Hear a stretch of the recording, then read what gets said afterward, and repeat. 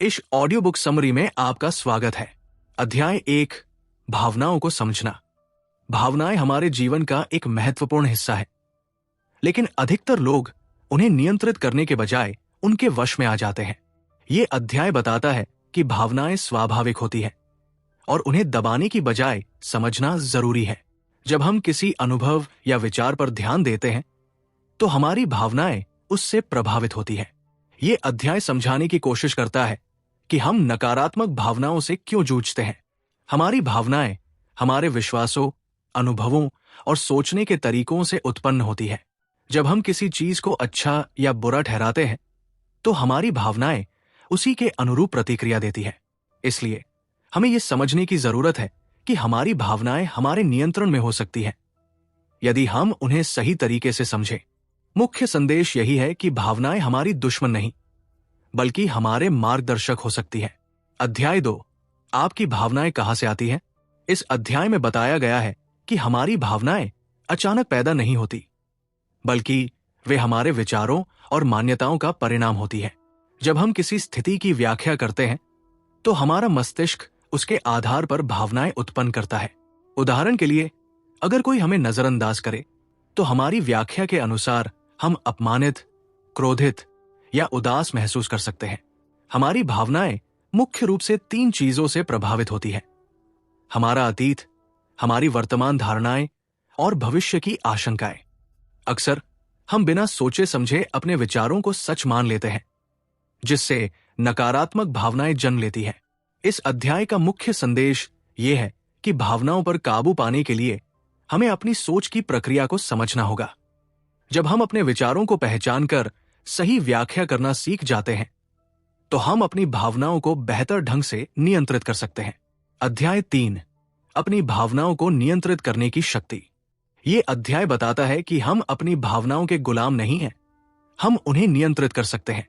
अधिकतर लोग सोचते हैं कि उनकी भावनाएं हालात के कारण उत्पन्न होती है, लेकिन असल में वे हमारी सोच और व्याख्या पर निर्भर होती है। जब कोई नकारात्मक स्थिति आती है, तो हम आमतौर पर अपने पुराने अनुभवों और विश्वासों के आधार पर प्रतिक्रिया देते हैं। अगर हम मान ले कि कोई परिस्थिति हमारे लिए बुरी है, तो स्वाभाविक रूप से हम दुखी या क्रोधित महसूस करेंगे। लेकिन अगर हम इसे एक चुनौती या सीखने का अवसर माने, तो हमारी प्रतिक्रिया अलग होगी। इस अध्याय का मुख्य संदेश यही है कि हमारी भावनाओं को नियंत्रित करने की शक्ति हमारे अंदर ही है।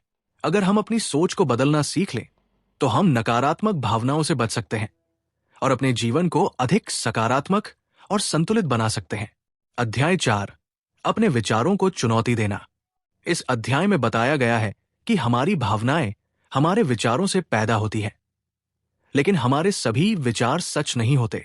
अक्सर हम अपने अनुभवों और पूर्वाग्रहों के आधार पर निष्कर्ष निकालते हैं, जो हमेशा सही नहीं होते। इसलिए अगर हम अपनी नकारात्मक भावनाओं को नियंत्रित करना चाहते हैं, तो हमें अपने विचारों को चुनौती देना सीखना होगा। जब भी कोई नकारात्मक भावना उत्पन्न हो, तो हमें खुद से ये सवाल पूछना चाहिए: क्या मेरा ये विचार पूरी तरह सच है? क्या इसके पीछे कोई और दृष्टिकोण हो सकता है? उदाहरण के लिए, अगर कोई दोस्त हमारे संदेश का जवाब नहीं देता, तो हम मान सकते हैं कि वो हमें नजरअंदाज कर रहा है, लेकिन असल में वो व्यस्त भी हो सकता है। इस अध्याय का मुख्य संदेश यह है कि हमें अपने विचारों की सच्चाई पर सवाल उठाने चाहिए। जब हम ऐसा करना सीख जाते हैं, तो हम अपनी भावनाओं को ज्यादा प्रभावी तरीके से नियंत्रित कर सकते हैं। अध्याय 5, नकारात्मक विचारों को पहचानना। इस अध्याय में बताया गया है कि नकारात्मक भावनाओं से बचने के लिए हमें पहले यह समझना होगा कि नकारात्मक विचार कैसे काम करते हैं। कई बार हम जाने अनजाने में खुद को नकारात्मक सोच में उलझा लेते हैं, जिससे हमारा मूड खराब हो जाता है और हम भावनात्मक रूप से असंतुलित महसूस करने लगते हैं। नकारात्मक विचार कई रूपों में आ सकते हैं: खुद पर संदेह करना, दूसरों के इरादों को गलत समझना, या किसी भी स्थिति को बहुत बुरा मान लेना। उदाहरण के लिए, अगर कोई काम उम्मीद के मुताबिक नहीं हुआ, तो हम सोच सकते हैं कि हम कभी सफल नहीं होंगे, जबकि असलियत में यह सिर्फ एक अस्थायी असफलता हो सकती है। इस अध्याय का मुख्य संदेश यह है कि जब हम अपने नकारात्मक विचारों को पहचानना सीख जाते हैं, तो हम उन पर नियंत्रण पा सकते हैं। ये हमें अपनी भावनाओं को सकारात्मक दिशा में मोड़ने में मदद करता है। अध्याय 6, सोचने के तरीके बदले, भावनाएं बदले। ये अध्याय बताता है कि हमारी भावनाएं सीधे हमारे सोचने के तरीके से जुड़ी होती है। अगर हम नकारात्मक तरीके से सोचते हैं तो हमारी भावनाएं भी नकारात्मक होंगी, लेकिन अगर हम अपनी सोच को बदल लें तो हमारी भावनाएं भी सकारात्मक हो सकती है। अक्सर हम आदत के कारण नकारात्मक सोचने लगते हैं। जैसे अगर कोई हमें आलोचना करे तो हम तुरंत इसे व्यक्तिगत रूप से ले लेते हैं और दुखी हो जाते हैं। लेकिन अगर हम इसे एक सीखने का अवसर माने तो हमें बुरा नहीं लगेगा। इसी तरह अगर कोई मुश्किल स्थिति आए तो हम इसे समस्या के रूप में देखने के बजाय एक चुनौती मान सकते हैं। इस अध्याय का मुख्य संदेश यह है कि सोच को बदलकर हम अपनी भावनाओं को नियंत्रित कर सकते हैं। जब हम हर स्थिति को नए नजरिए से देखना सीख जाते हैं तो हमारा जीवन अधिक संतुलित और खुशहाल बन जाता है। अध्याय 7, अपने विचारों को फिर से प्रोग्राम करें। इस अध्याय में बताया गया है कि हमारी भावनाएं हमारे दिमाग में गहराई से जड़ जमाए हुए विचारों पर निर्भर करती है। अगर बचपन से हमें यह सिखाया गया हो कि असफलता बुरी चीज है, तो जब भी हम असफल होते हैं हम निराश और हतोत्साहित महसूस करेंगे।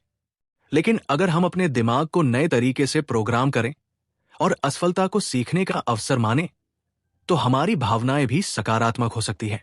नकारात्मक सोच को बदलने के लिए हमें अपने विचारों पर काम करना होगा। इसके लिए हमें खुद से नए, सकारात्मक और तार्किक सवाल पूछने चाहिए। क्या यह सच में इतना बुरा है? या मैं इससे क्या सीख सकता हूं? जब हम बार बार सकारात्मक सोच को अपनाते हैं तो हमारा दिमाग नए पैटर्न पर काम करने लगता है। इस अध्याय का मुख्य संदेश यह है कि अगर हम अपनी सोच को दोबारा प्रोग्राम करना सीख लें तो हम अपनी भावनाओं पर बेहतर नियंत्रण पा सकते हैं और एक खुशहाल जीवन जी सकते हैं। अध्याय 8, भावनाओं को स्वीकार करना और उन्हें बदलना। इस अध्याय में बताया गया है कि भावनाओं से बचने या उन्हें दबाने की बजाय हमें उन्हें स्वीकार करना चाहिए। जब हम अपनी भावनाओं को नकारते हैं तो वे अंदर ही अंदर और मजबूत हो जाती है, जिससे हमें अधिक तनाव और परेशानी होती है। लेकिन जब हम उन्हें खुले दिल से स्वीकार करते हैं तो हमें उन्हें बदलने का अवसर मिलता है। भावनाओं को स्वीकार करने का मतलब ये नहीं है कि हम हमेशा नकारात्मक भावनाओं के साथ जिए। इसका अर्थ है कि हम ये समझें कि वे अस्थायी हैं और हमारी सोच पर निर्भर करती है। उदाहरण के लिए, अगर हम गुस्सा महसूस कर रहे हैं तो हमें खुद से पूछना चाहिए, ये गुस्सा क्यों आया? क्या मैं इसे बेहतर तरीके से संभाल सकता हूं?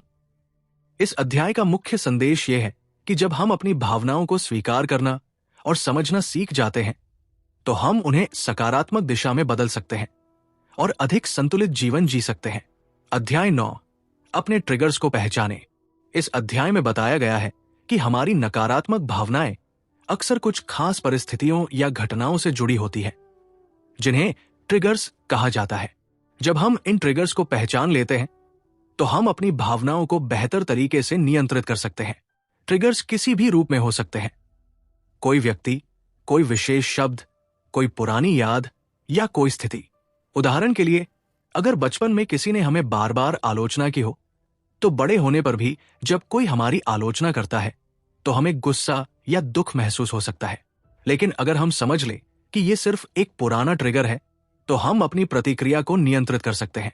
इस अध्याय का मुख्य संदेश यह है कि जब हम अपने ट्रिगर्स को पहचान लेते हैं और उन पर काम करना सीख जाते हैं तो हम अपनी भावनाओं के गुलाम बनने से बच सकते हैं और एक ज्यादा संतुलित और खुशहाल जीवन जी सकते हैं।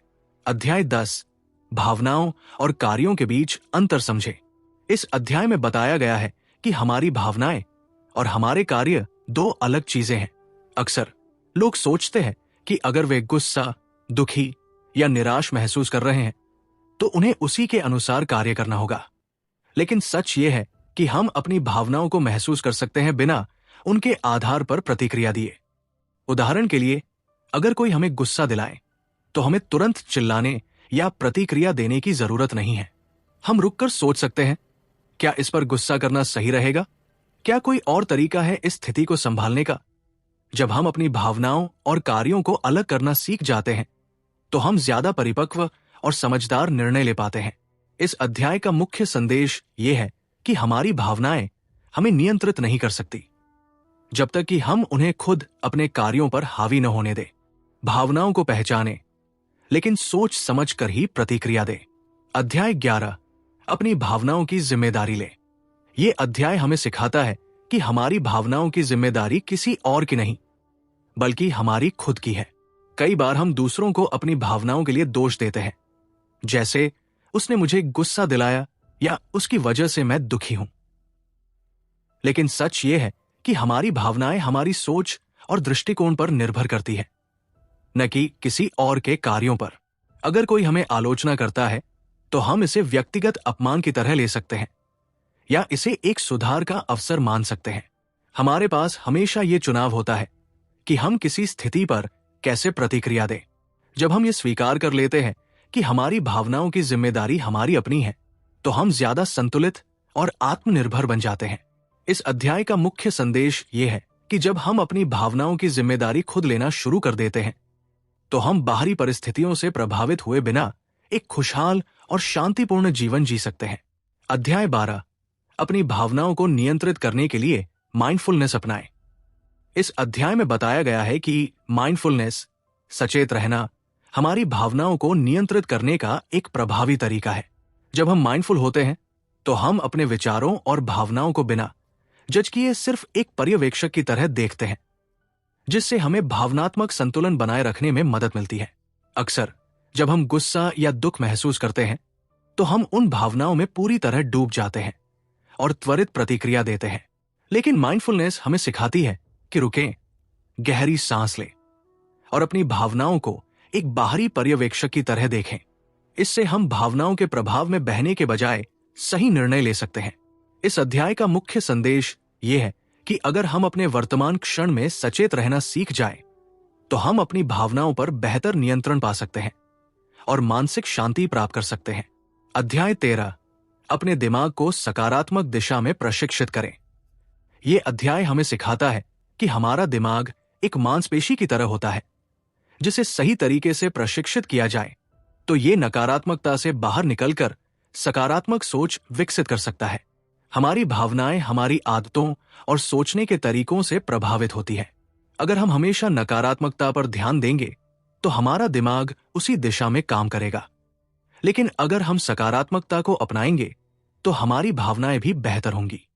इसका अभ्यास करने के लिए हमें रोजाना सकारात्मक सोचने की आदत डालनी होगी, जैसे आभार व्यक्त करना, छोटी खुशियों पर ध्यान देना और हर स्थिति में कुछ अच्छा देखने की कोशिश करना। शुरुआत में यह मुश्किल लग सकता है, लेकिन समय के साथ हमारा दिमाग सकारात्मकता की ओर ढलने लगेगा। इस अध्याय का मुख्य संदेश यह है कि अगर हम अपने दिमाग को सकारात्मक दिशा में प्रशिक्षित करें, तो हम अपनी भावनाओं को नियंत्रित कर सकते हैं और एक खुशहाल जीवन जी सकते हैं। अध्याय 14, अपनी भावनाओं को व्यक्त करना सीखें। यह अध्याय बताता है कि भावनाओं को दबाने के बजाय उन्हें सही तरीके से व्यक्त करना जरूरी है। जब हम अपनी भावनाओं को छुपाते हैं या अनदेखा करते हैं, तो वे हमारे मन और शरीर पर नकारात्मक प्रभाव डाल सकती है, जिससे तनाव, चिंता और गुस्सा बढ़ सकता है। भावनाओं को व्यक्त करने का सही तरीका यह है कि हम उन्हें शांत और स्पष्ट रूप से संप्रेषित करें। अगर हम किसी बात से परेशान हैं, तो हमें खुलकर लेकिन सम्मानजनक तरीके से अपनी भावनाएं व्यक्त करनी चाहिए। उदाहरण के लिए, अगर कोई हमारी भावनाओं को ठेस पहुंचाता है, तो गुस्सा करने के बजाय हम कह सकते हैं, जब तुम ऐसा कहते हो तो मुझे बुरा लगता है। इस अध्याय का मुख्य संदेश यह है कि भावनाओं को सही तरीके से व्यक्त करने से हम मानसिक रूप से हल्का महसूस करते हैं और हमारे रिश्ते भी बेहतर होते हैं। अध्याय 15, अपने मूड को बेहतर बनाने की रणनीतियां। ये अध्याय बताता है कि हमारे मूड को नियंत्रित करना हमारे हाथ में है। जब हम उदास, चिड़चिड़े या थके हुए महसूस करते हैं, तो हमें अपने मूड को बेहतर बनाने के लिए सक्रिय रूप से कदम उठाने चाहिए। कुछ प्रभावी तरीके हैं: शारीरिक गतिविधि जैसे टहलना या व्यायाम करना, पसंदीदा संगीत सुनना, गहरी सांस लेना और खुद को किसी रचनात्मक या मजेदार गतिविधि में शामिल करना। इसके अलावा सकारात्मक आत्मचर्चा, सेल्फ टॉक भी मूड सुधारने में मदद कर सकती है। जब भी नकारात्मक विचार आए तो खुद से कहें, यह भावना अस्थायी है, मैं इसे संभाल सकता हूं। इस अध्याय का मुख्य संदेश यह है कि हमारा मूड हमारी परिस्थितियों से नहीं बल्कि हमारी प्रतिक्रियाओं से प्रभावित होता है। अगर हम सही रणनीतियां अपनाएं तो हम अपने मूड को तुरंत सुधार सकते हैं और खुशहाल जीवन जी सकते हैं। अध्याय 16 तनाव और चिंता को कम करने के तरीके।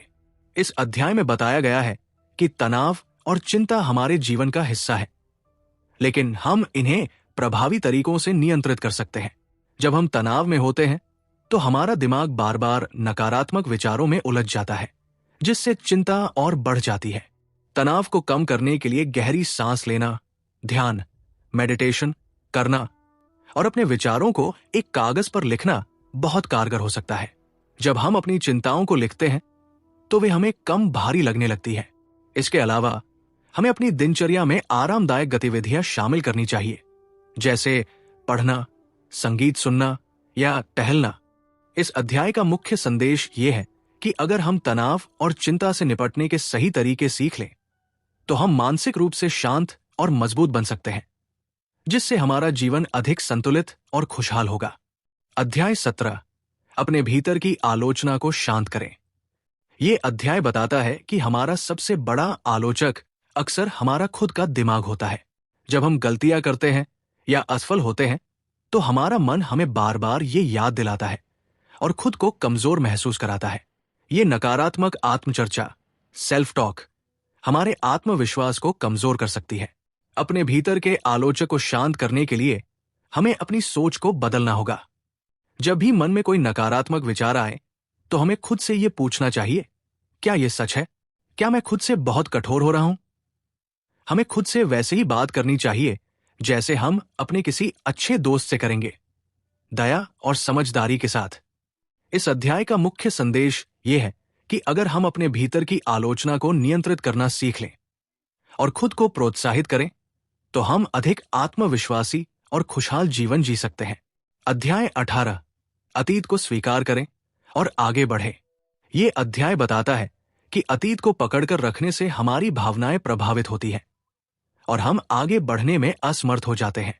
कई बार हम अपनी पुरानी गलतियों, असफलताओं या बुरी यादों में फंसे रहते हैं, जिससे हमारे वर्तमान और भविष्य पर नकारात्मक असर पड़ता है। अतीत को स्वीकार करने का मतलब ये नहीं है कि हम उसे भूल जाएं, बल्कि ये समझे कि जो हो चुका है उसे बदला नहीं जा सकता, लेकिन हम उससे सीख सकते हैं। हमें खुद से ये सवाल पूछना चाहिए, मैं अतीत से क्या सीख सकता हूं? और फिर उस सीख का उपयोग अपने भविष्य को बेहतर बनाने में करना चाहिए। इस अध्याय का मुख्य संदेश ये है कि अगर हम अतीत को स्वीकार कर उसे एक सबक की तरह देखें तो हम भावनात्मक रूप से मुक्त होकर अपने जीवन में आगे बढ़ सकते हैं और ज्यादा खुशहाल रह सकते हैं। अध्याय 19 क्षमा करना सीखें और मानसिक शांति पाएं। यह अध्याय बताता है कि क्षमा करने से न सिर्फ दूसरों को राहत मिलती है, बल्कि ये हमारे मानसिक और भावनात्मक स्वास्थ्य के लिए भी जरूरी है। जब हम किसी के प्रति नाराजगी या गुस्सा पालकर रखते हैं तो ये हमारी खुद की शांति को बाधित करता है और हमें नकारात्मकता में फंसाए रखता है। क्षमा करने का मतलब ये नहीं है कि हम किसी की गलती को सही मान लें या उसे दोबारा अपना हिस्सा बना लें। इसका अर्थ है खुद को उस दर्द से मुक्त करना जो हमें बार बार चोट पहुंचा रहा है। हमें खुद से पूछना चाहिए, क्या ये नाराजगी मेरे जीवन को बेहतर बना रही है? अगर नहीं, तो इसे छोड़ देना ही सही निर्णय होगा। इस अध्याय का मुख्य संदेश यह है कि क्षमा करके हम अपनी भावनाओं को हल्का कर सकते हैं और मानसिक शांति पाकर एक खुशहाल जीवन जी सकते हैं। अध्याय 20 आत्मस्वीकृति से आंतरिक शक्ति बढ़ाएं। यह अध्याय बताता है कि खुद को पूरी तरह स्वीकार करना आत्मविश्वास और आंतरिक शांति की कुंजी है। जब हम अपनी कमजोरियों और खामियों को नकारते हैं या खुद को दूसरों से कमतर समझते हैं तो हम भीतर से असंतुष्ट और कमजोर महसूस करते हैं। लेकिन जब हम खुद को जैसा है वैसे स्वीकार कर लेते हैं तो हमें सच्ची आत्मनिर्भरता और खुशी मिलती है। आत्मस्वीकृति का मतलब ये नहीं है कि हम अपनी गलतियों को नजरअंदाज करें, बल्कि ये कि हम उन्हें सुधारने के लिए सकारात्मक नजरिया अपनाएं। हमें खुद से ये पूछना चाहिए, क्या मैं अपनी कमियों को सीखने और आगे बढ़ने का अवसर बना सकता हूं? जब हम अपनी अच्छाइयों और कमजोरियों दोनों को स्वीकार कर लेते हैं तो हम ज्यादा आत्मविश्वासी बनते हैं। इस अध्याय का मुख्य संदेश यह है कि खुद को स्वीकार करना ही असली आत्मशक्तिकरण है, जिससे हम अपने जीवन को ज्यादा खुशहाल और संतुलित बना सकते हैं। अध्याय 21, अपनी खुशी की जिम्मेदारी खुद ले। ये अध्याय बताता है कि हमारी खुशी बाहरी चीजों या लोगों पर निर्भर नहीं होनी चाहिए, बल्कि ये हमारे अपने हाथ में है। जब हम अपनी खुशी को दूसरों के व्यवहार, सफलता या हालात पर निर्भर करते हैं, तो हम बार बार निराश होते हैं। लेकिन जब हम इसे अपनी सोच और दृष्टिकोण से नियंत्रित करना सीखते हैं, तो हम सच में खुश रह सकते हैं। खुश रहने के लिए हमें छोटी छोटी चीजों में आनंद खोजना सीखना होगा, जैसे सुबह की ताजी हवा, किसी अपने के साथ बिताया गया समय या कोई रचनात्मक काम करना। हमें खुद से यह पूछना चाहिए, मैं किन चीजों से वास्तव में खुश महसूस करता हूं, और फिर उन्हें अपने जीवन का हिस्सा बनाना चाहिए। इस अध्याय का मुख्य संदेश यह है कि अगर हम अपनी खुशी की जिम्मेदारी खुद लेना सीख जाएं, तो हम बाहरी परिस्थितियों से प्रभावित हुए बिना संतोष और आनंद से भरा जीवन जी सकते हैं। अध्याय 22, अपने मन को शांति और स्थिरता सिखाएं। यह अध्याय बताता है कि हमारा मन अक्सर विचारों, भावनाओं और बाहरी दबावों से भटकता रहता है, जिससे हमें अस्थिरता और तनाव महसूस होता है। अगर हम अपने मन को शांति और स्थिरता सिखा लें, तो हम अधिक संतुलित और खुशहाल जीवन जी सकते हैं। मन को शांत करने के लिए ध्यान, मेडिटेशन, गहरी सांस लेने की तकनीक और वर्तमान क्षण में जीने की आदत अपनानी चाहिए। जब हमारा ध्यान भूतकाल की गलतियों या भविष्य की चिंताओं में उलझ जाता है, तो हमें खुद से यह पूछना चाहिए, क्या मैं अभी इसी पल में कुछ अच्छा देख सकता हूं? इस तरह का अभ्यास हमें मानसिक स्पष्टता और आत्म शांति प्रदान करता है। इस अध्याय का मुख्य संदेश यह है कि अगर हम अपने मन को नियंत्रित करना सीख लें, तो हम बाहरी परिस्थितियों से प्रभावित हुए बिना अपने भीतर स्थिरता और मानसिक शांति बनाए रख सकते हैं। अध्याय 23, भावनात्मक रूप से मजबूत बने।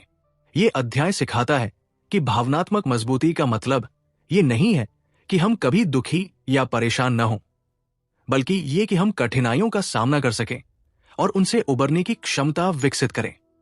जीवन में चुनौतियां आना तय है, लेकिन अगर हम मानसिक रूप से मजबूत होंगे, तो हम उन्हें बेहतर तरीके से संभाल सकते हैं।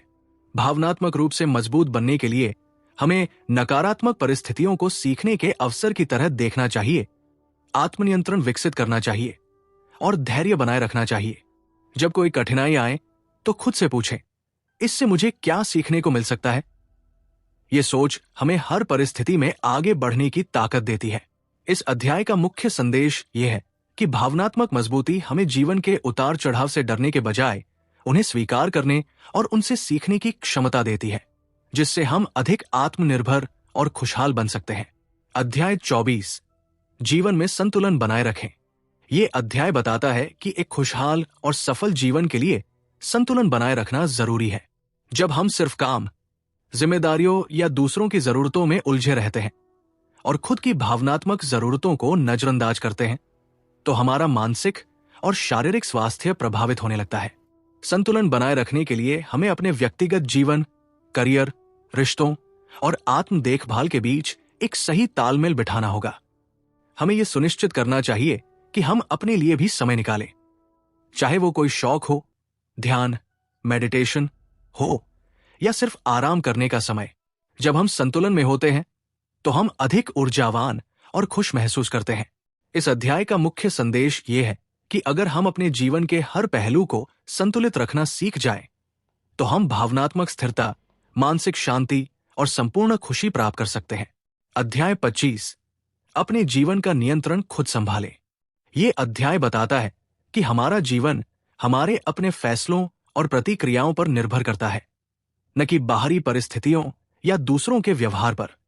जब हम अपने जीवन का नियंत्रण दूसरों के हाथ में छोड़ देते हैं, तो हम निराश, कमजोर और असंतुष्ट महसूस करने लगते हैं। लेकिन जब हम खुद अपनी जिम्मेदारी लेते हैं, तो हम अपनी परिस्थितियों को बदल सकते हैं। अपने जीवन का नियंत्रण संभालने के लिए हमें स्पष्ट लक्ष्य बनाने, अपनी प्राथमिकताएं तय करने और सही निर्णय लेने की आदत विकसित करनी चाहिए। अगर कोई स्थिति हमारे नियंत्रण में नहीं है, तो हमें उसे स्वीकार करना चाहिए और उस पर ज्यादा ऊर्जा बर्बाद नहीं करनी चाहिए। इस अध्याय का मुख्य संदेश यह है कि अगर हम अपने जीवन के हर फैसले को खुद जिम्मेदारी से लें, तो हम सशक्त बन सकते हैं और अपनी इच्छानुसार एक खुशहाल और संतुलित जीवन जी सकते हैं। अध्याय 26, हर परिस्थिति में धैर्य बनाए रखें। ये अध्याय बताता है कि धैर्य एक शक्तिशाली गुण है जो हमें कठिन परिस्थितियों से निपटने और भावनात्मक संतुलन बनाए रखने में मदद करता है। जब चीजें हमारी अपेक्षा के अनुसार नहीं होती तो हम जल्दबाजी में गलत फैसले ले सकते हैं या निराश हो सकते हैं, लेकिन अगर हम धैर्य बनाए रखें तो हम बेहतर तरीके से सोच सकते हैं और सही निर्णय ले सकते हैं। धैर्य विकसित करने के लिए हमें अपने विचारों और प्रतिक्रियाओं को नियंत्रित करना सीखना होगा।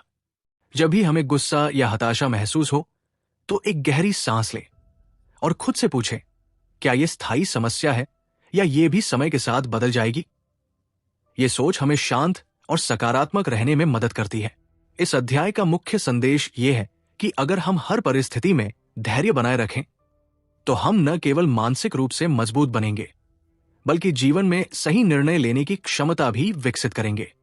अध्याय 27, आत्म जागरूकता बढ़ाएं और खुद को बेहतर समझें। ये अध्याय बताता है कि आत्म जागरूकता, सेल्फ अवेयरनेस, हमारे विचारों, भावनाओं और व्यवहारों को समझने की क्षमता है। जब हम खुद को गहराई से समझते हैं तो हम अपने कमजोर और मजबूत पहलुओं को पहचान सकते हैं और अपने जीवन में बेहतर बदलाव ला सकते हैं। आत्म जागरूकता बढ़ाने के लिए हमें अपनी भावनाओं, आदतों और फैसलों पर ध्यान देना चाहिए। खुद से ये सवाल पूछना मददगार हो सकता है, मैं इस स्थिति में ऐसा क्यों महसूस कर रहा हूं? या क्या मेरी सोच मुझे आगे बढ़ा रही है या रोक रही है? जब हम अपने विचारों को गहराई से समझने लगते हैं तो हम अपने जीवन के प्रति अधिक संतुलित दृष्टिकोण विकसित कर सकते हैं। इस अध्याय का मुख्य संदेश यह है कि जितना अधिक हम खुद को समझेंगे उतना ही हम अपनी भावनाओं पर नियंत्रण रख पाएंगे और अपने जीवन को सही दिशा में ले जा सकेंगे। अध्याय 28, बदलाव को स्वीकार करें और आगे बढ़ें। ये अध्याय बताता है कि बदलाव जीवन का एक अनिवार्य हिस्सा है और इसे स्वीकार करना हमारे मानसिक और भावनात्मक विकास के लिए जरूरी है। अक्सर हम बदलाव से डरते हैं क्योंकि ये हमें हमारी सहज स्थिति, कंफर्ट जोन से बाहर निकालता है, लेकिन अगर हम इसे खुले मन से अपनाएं तो ये हमें नए अवसर और सीखने के अनुभव प्रदान करता है। बदलाव को स्वीकार करने के लिए हमें इसे एक समस्या के बजाय एक अवसर की तरह देखना होगा। जब भी जीवन में कोई अप्रत्याशित बदलाव आए तो खुद से पूछें, मैं इस बदलाव से क्या सीख सकता हूं? या ये मुझे किस तरह से आगे बढ़ने में मदद कर सकता है? ये सोच हमें डर से मुक्त कर सकती है। इस अध्याय का मुख्य संदेश ये है कि अगर हम बदलाव को गले लगाना सीख लें तो हम अपने जीवन को ज्यादा सकारात्मक, संतुलित और खुशहाल बना सकते हैं। अध्याय 29, नकारात्मक सोच को छोड़े और सकारात्मक दृष्टिकोण अपनाएं। ये अध्याय बताता है कि नकारात्मक सोच हमारी भावनाओं और निर्णयों पर गहरा असर डालती है, जिससे हमारा आत्मविश्वास कम हो सकता है और हम अपने लक्ष्य से भटक सकते हैं। अगर हम हर स्थिति में सिर्फ समस्याएं ही देखते हैं तो हम निराशा में फंस सकते हैं, लेकिन अगर हम सकारात्मक दृष्टिकोण अपनाएं तो हम मुश्किल हालात में भी समाधान ढूंढ सकते हैं। नकारात्मक सोच को छोड़ने के लिए हमें अपने विचारों पर ध्यान देना होगा और नकारात्मक सोच को सकारात्मक विचारों से बदलना होगा। जब भी कोई नकारात्मक विचार आए तो खुद से पूछें, क्या यह सच में इतनी बड़ी समस्या है? और क्या मैं इस स्थिति में कुछ अच्छा देख सकता हूं? इस अध्याय का मुख्य संदेश यह है कि अगर हम नकारात्मक सोच को छोड़कर सकारात्मकता अपनाएं तो हमारा मानसिक स्वास्थ्य बेहतर होगा और हम जीवन में अधिक सफल और खुशहाल रह सकेंगे। अध्याय 30, अपनी भावनाओं पर नियंत्रण रखें और जीवन को संतुलित बनाएं। यह अध्याय बताता है कि हमारी भावनाएं हमारे जीवन की दिशा तय करती हैं, लेकिन अगर हम उन पर नियंत्रण नहीं रखते तो वे हमें कमजोर बना सकती हैं। गुस्सा, डर, निराशा और चिंता जैसी भावनाएं स्वाभाविक हैं, लेकिन अगर हम इनके प्रभाव में आकर गलत फैसले लेते हैं तो इससे हमारे रिश्ते और मानसिक शांति प्रभावित हो सकते हैं। भावनाओं पर नियंत्रण पाने के लिए हमें खुद को समझना होगा और प्रतिक्रिया देने से पहले सोचने की आदत डालनी होगी। जब भी कोई नकारात्मक भावना महसूस हो तो खुद से पूछें, क्या यह भावना स्थायी है? और मैं इस पर किस तरह से प्रतिक्रिया दूं जो मुझे और दूसरों को नुकसान न पहुंचाए? इस अध्याय का मुख्य संदेश यह है कि अगर हम अपनी भावनाओं को संतुलित करना सीख लें तो हम मानसिक रूप से मजबूत बन सकते हैं और अधिक शांतिपूर्ण और सुखद जीवन जी सकते हैं। निष्कर्ष, अपनी भावनाओं को समझें और संतुलित जीवन जिए। मास्टर योर इमोशंस पुस्तक हमें सिखाती है कि हमारी भावनाएं हमारे जीवन की दिशा तय करती हैं, और अगर हम उन्हें सही तरीके से नियंत्रित करना सीख लें तो हम अधिक खुशहाल, संतुलित और सफल जीवन जी सकते हैं। यह पुस्तक बताती है कि नकारात्मक भावनाएं स्वाभाविक हैं, लेकिन हमें उनके प्रभाव में बहकर गलत फैसले नहीं लेने चाहिए। आत्म जागरूकता, आत्म स्वीकृति और सकारात्मक सोच हमें भावनात्मक मजबूती प्रदान करते हैं। तनाव, चिंता और नकारात्मकता से निपटने के लिए हमें धैर्य, क्षमा और आत्मनियंत्रण विकसित करना चाहिए। इसका मुख्य संदेश यह है कि हमारी खुशी बाहरी परिस्थितियों पर निर्भर नहीं होनी चाहिए, बल्कि हमें अपने मन और भावनाओं पर नियंत्रण पाकर संतुलित जीवन जीना सीखना चाहिए। जब हम बदलाव को स्वीकार करते हैं, अपने विचारों को सकारात्मक बनाते हैं और अपनी भावनाओं को समझते हैं, तो हम जीवन में सच्ची शांति और सफलता प्राप्त कर सकते हैं। इस वीडियो को देखने के लिए धन्यवाद। अगर आपको ये जानकारी उपयोगी लगी तो लाइक करें, चैनल को सब्सक्राइब करें।